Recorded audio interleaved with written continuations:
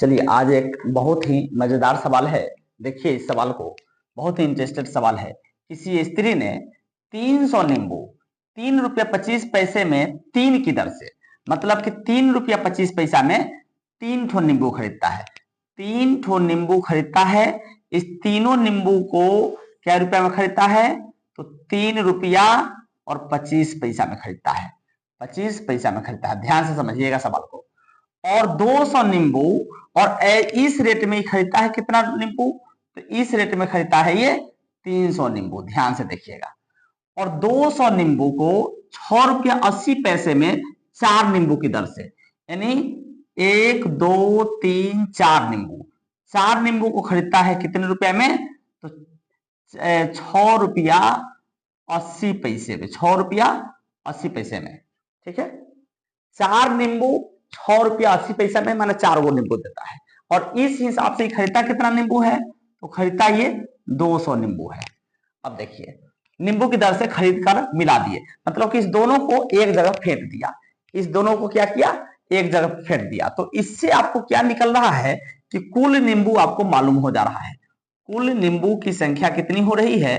तो कुल नींबू की संख्या हो जा रही है, यहाँ पे 300 खरीद रहा है, यहाँ पे 200 खरीद रहा है, कुल नींबू खरीद रहा है 500। यह तो आपको पता चल गया, नींबू की संख्या 500। अब इस 500 नींबू को एक जगह फेंक दे रहा है। आगे देखिए क्या कर रहा है। फिर उसने उनको 18 रुपये 62 पैसे में 10 नींबू, यानी बेच दे रहा है। कितना में? तो एक जगह फेंक करके 10, 1 2 3 4 5 6 7 8 9 10। अब 10 नींबू को ही बेचेगा कितना में? जरा ध्यान दीजिएगा, 18 रुपया 62 पैसा में। ठीक है, बेच दिया। उसको कितने प्रतिशत का लाभ हुआ? तो इस व्यापार में उसको कितना लाभ हो रहा है उस स्त्री को, ये आपको निकालना है। चलिए, तो बहुत ही इंटरेस्टेड सवाल है। इस सवाल को आप एकदम आसानी से देखिए, शुरू से लेकर लास्ट तक देखिए। एकदम बहुत आसानी से हम आपको ये सवाल बता दे रहे हैं। चलिए 3 नींबू खरीद रहा है। कितना में? 3 रुपया 25 पैसा में। तो टोटल नींबू कितना खरीदा रहा है? 300, है ना।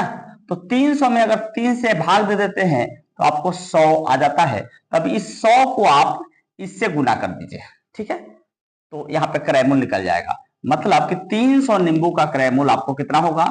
300 नींबू का जो सीपी है, सीपी यानी कॉस्ट प्राइस, कितना निकलेगा? देखिए, 3 नींबू को खरीद रहा है 3 रुपया 25 पैसा में, तो टोटल नींबू था 300। तो 300 में अगर हम 3 से भाग कर दिए तो 100 आया ना जी। तो इस 100 को अगर इससे गुना कर दिया जाए, यानी 3.25 को पैसा में बदल करके 100 से गुना किया जाएगा, 325 रुपया, यानी 300 नींबू का क्रय मूल्य आ गया आपको कितना?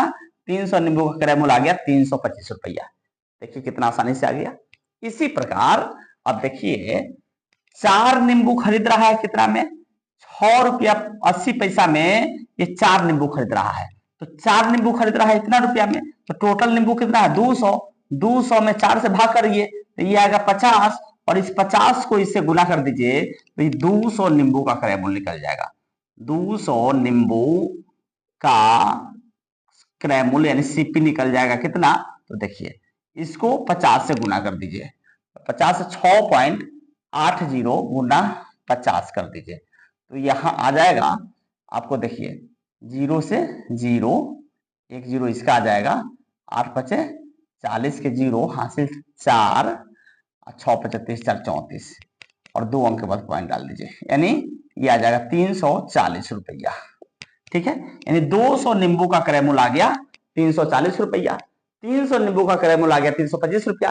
यानी टोटल जो 500 नींबू खरीदाया, टोटल को कह रहा है कि इसको खरीद करके आप मिला दिए, मतलब कि 300 को इस 200 के साथ आपस में मिला दिया।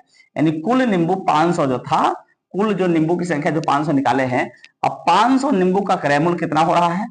तो 500 नींबू का क्रय मूल्य कितना हो रहा है? तो आपको क्रय मूल्य हो रहा है ये 325 और प्लस में 340 जोड़ दीजिए तो 3 3 665 रुपया हो जा रहा है। यानी आपको क्रय मूल्य टोटल 500 नींबू का कितना निकल गया? 665 रुपया। अब देखिए, क्रय मूल्य तो निकल गया।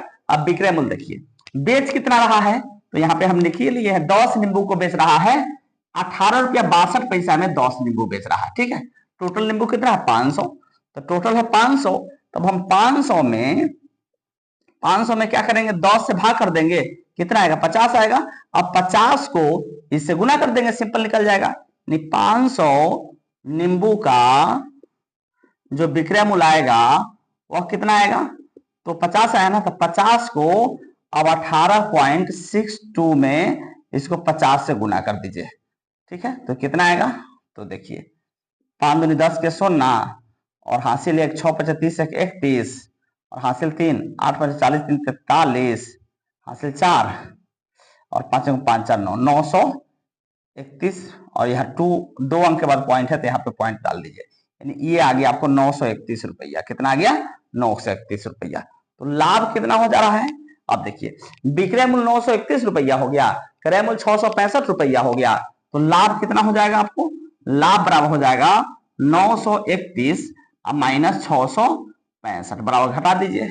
11 में से 5 गया तो 6 हो जाएगा और यहाँ पे 2 यानी 12 में से 6 गया तो 6 हो जाएगा और यहाँ पे 8 में से 6 गया तो 2 यानी 266 रुपया आपको क्या हो गया, तो लाभ हो गया।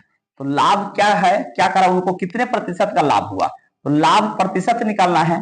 लाभ प्रतिशत क्या होता है जी, लाभ परसेंट बराबर होता है लाभ गुना 100 अब बटा क्या होता है, तो आपको क्रय मूल्य होता है।